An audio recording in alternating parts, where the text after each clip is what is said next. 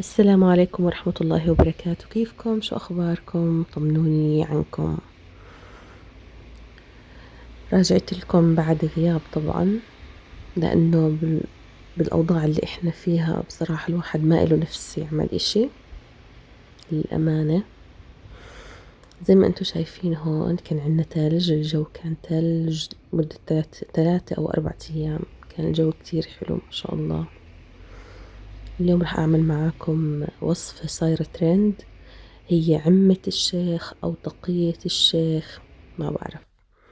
آه، اتبعوا معاي الطريقة، وهاي الوصفة كتير زاكية، طيبة طيبة طيبة. حطيت لكم كل المقادير على الشاشة، وراح نبتدي الشغل في العجينة.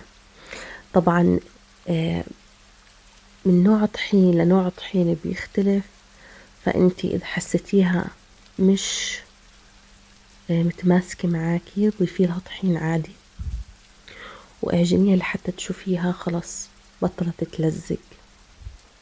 وهون ضفت أول شي المي الدافية،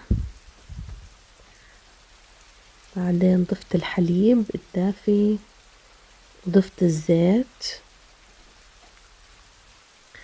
وضفت كمان الفانيلا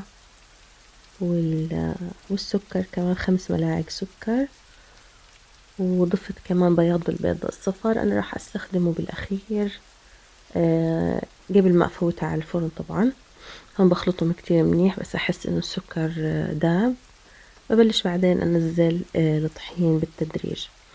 طبعا أنا هاي كمية الطحين كنت ما حطيتها يعني تقديري، بس رجعت برضو زدت عليها لحتى عندي تكونت وتماسكت.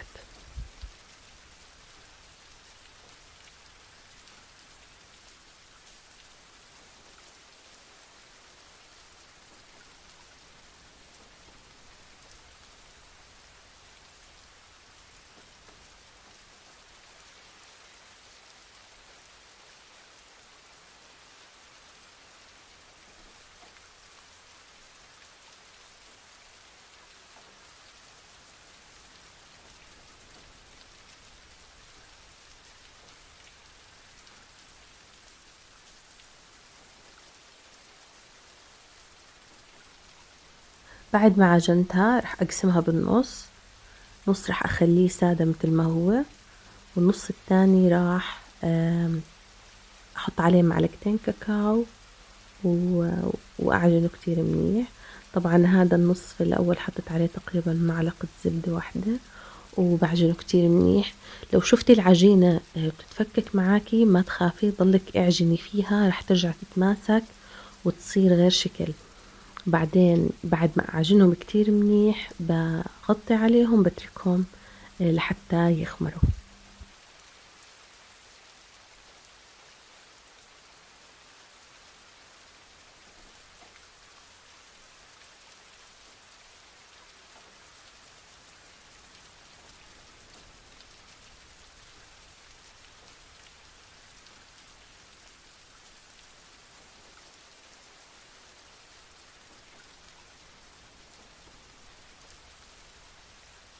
والقسم الثاني بضيف عليه الكاكاو، ببلش أعجن فيه، وبضيف كمان حوالي معلقتين كبار من الزبدة.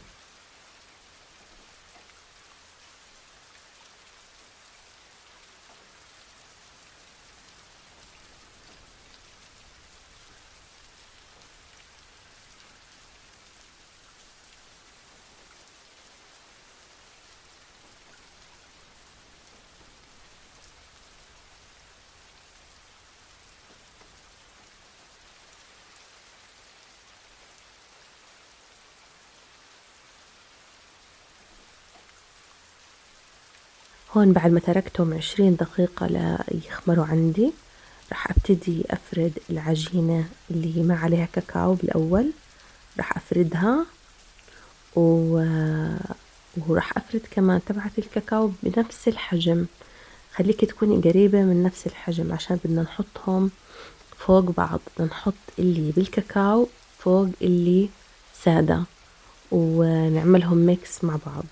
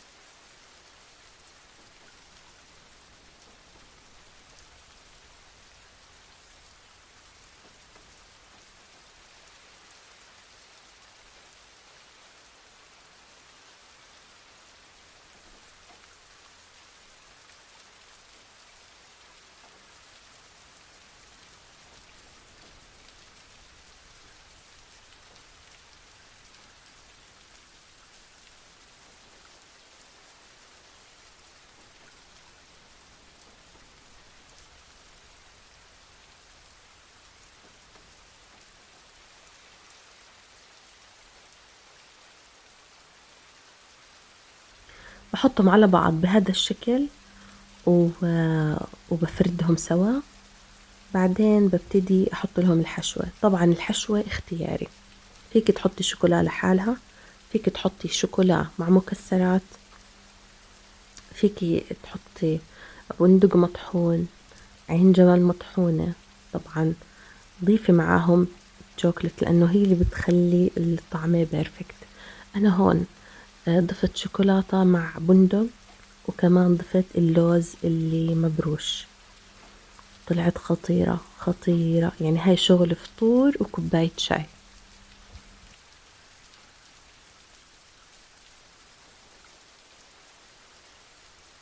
بعد الفرد طبعا، فرد الشوكولا، ببلش ألف العجينة رول.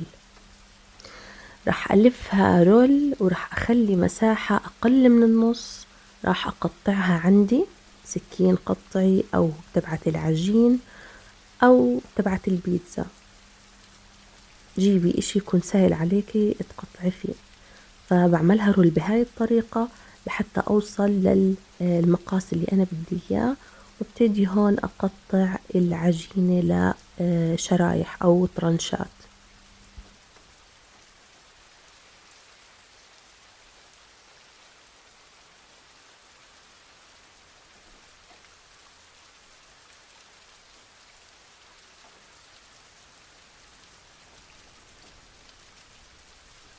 وهون ببتدي أمسك كل قطعة وأعمل فيها مثل دائرة هيك رول، ألفها رول حوالين نفسها بالضبط لحتى أكمل كل الكمية، وبعدين رح ألفها كاملة.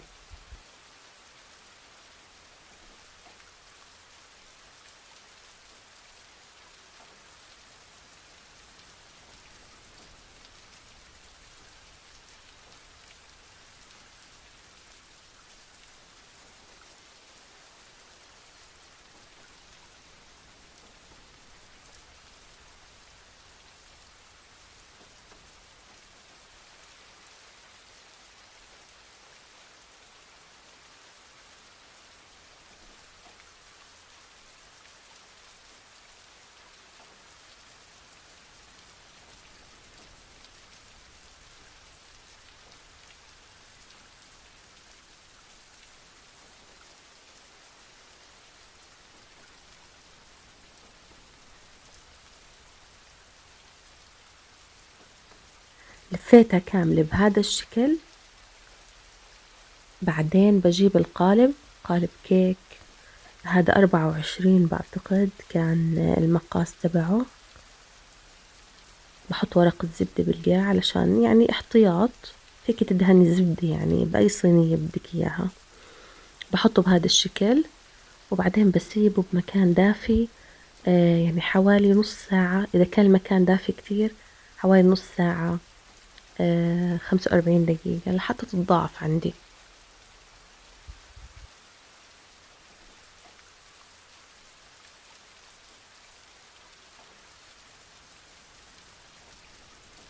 وهيك بعد ما تضاعفت عندي، فاكرين البيضة اللي حطينا البياض تبعها، رح نجيب الصفار نضيف له شوية حليب وفانيلا، نعمل لهم ميكس منيح.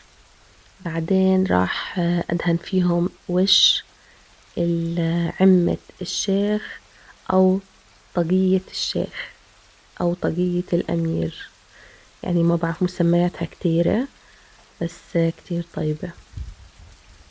بحطها بفرن محمى مسبقا 160 أو 180. أنا بصراحة حطيتها 160 لحتى تستوي من جوا من فوق ومن تحت. تقريبا أخذت معايا 40 دقيقة.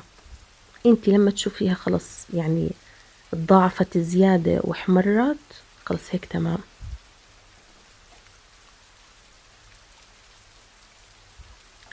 مثل هذا الشكل بالضبط.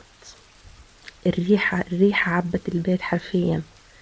يعني إذا جربتوها وعجبتكم احكولي. أصلا هي صارت ترند، يعني ناس كتير عم يجربوها وعم يعملوها. في ناس عجبتهم، في ناس ما عجبتهم.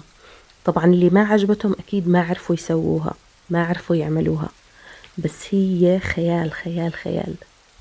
هون بعد ما طلعت راح أدهنها زبدة وراح أغطيها هيك 10 دقايق 20 دقيقة. بصراحة أنا تركتها يمكن 20 دقيقة، تركتها لحتى تهدى وتبرد، وبنقطعها سوا وبنشوف كيف من جوا.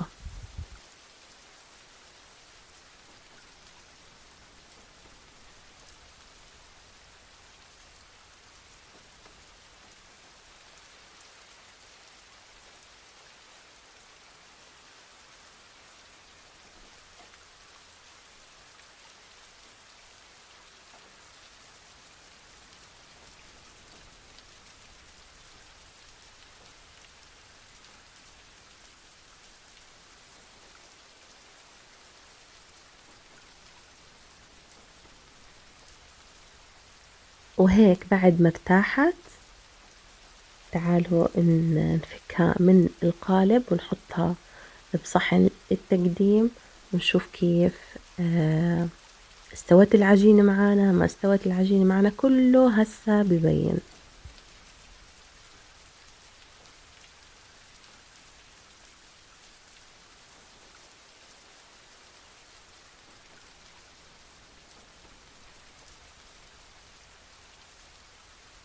مثل ما انتو شايفين هيك طلعت معي. من تحت يمكن كان لازم تتحمر اكتر، بس العجينة مستوية تمام التمام. راح اقطع هسه معاكم افرجيكم اياها من جوا.